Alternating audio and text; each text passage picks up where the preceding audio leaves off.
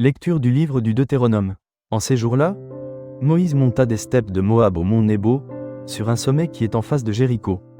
Le Seigneur lui fit voir tout le pays. Galaad jusqu'à Dain, tout Nephtali, le pays d'Éphraïm et de Manassé, tout le pays de Juda jusqu'à la Méditerranée, le Néguev, la région du Jourdain, la vallée de Jéricho, ville des palmiers, jusqu'à Soar. Le Seigneur lui dit: Ce pays que tu vois, j'ai juré à Abraham, à Isaac et à Jacob de le donner à leur descendance.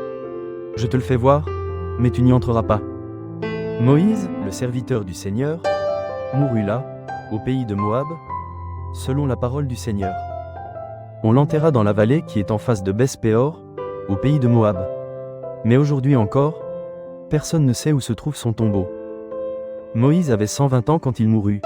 Sa vue n'avait pas baissé, sa vitalité n'avait pas diminué. Les fils d'Israël pleurèrent Moïse dans les steppes de Moab, pendant 30 jours.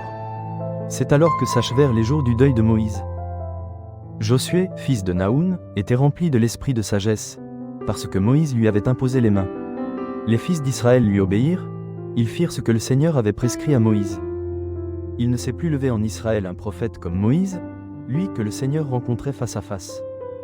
Que de signes et de prodiges, le Seigneur l'avait envoyé accomplir en Égypte, devant Pharaon, tous ses serviteurs et tout son pays. Avec quelle main puissante, quel pouvoir redoutable, Moïse avait agi aux yeux de tout Israël. Parole du Seigneur. Nous rendons grâce à Dieu.